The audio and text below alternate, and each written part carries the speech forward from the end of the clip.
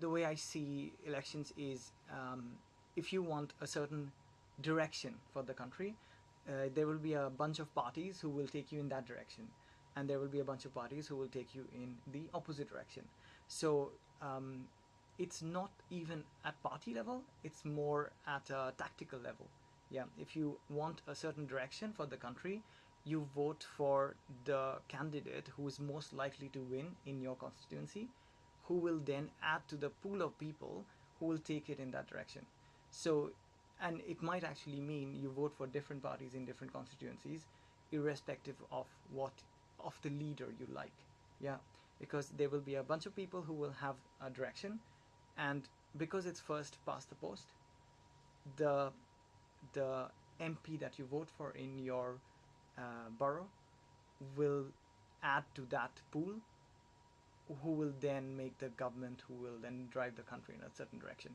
So that's how I see it when it comes to elections. It's not even party or politics or leaders, it's the direction that you want your 5 years to be. Definitely. And that was a whistle stop tour into how the political system works from a local to a regional to a national level. So thank you very much for sharing that. I think there's been two very, very key takeaways already around that concept of analysing what we're being fed from the viewpoint of whether we're being fed the personality or the policies.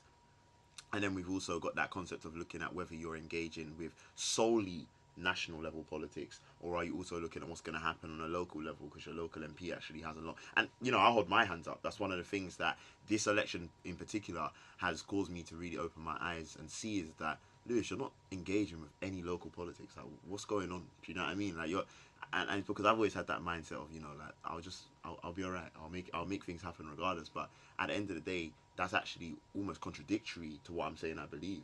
And I think that brings me nicely onto a third point which I'd like to raise, which is, in you guys' opinions, all three of you, what do people do after? Because what I don't want is for people to think, okay, I've casted my vote, that's it, it's done. You guys in that big brown house, carry on, do what you need to do. What do we expect of people after? What would we recommend to people with regards to the fact that this is not the end? Once you cast that vote, if anything, that's the start. So how do we go about ensuring that we can maintain that momentum and that interest in politics at all levels, local, regional, national, to ensure that we are actually getting what we're saying we are supporting? I think I want to jump in here because often it's kind of like comic relief or donating to charity, right?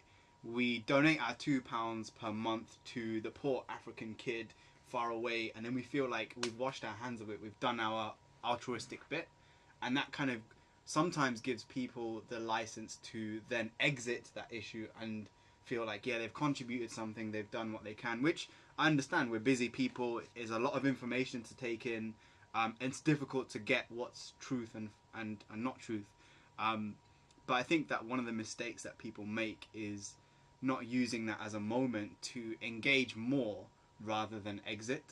And to go back to your question, how can people engage more? I think it's about asking more questions and thinking about, well, you said you were going to do this. What happened to that policy? Or at a local level, what happened? How are things evolving? Because those are the things that are the most important.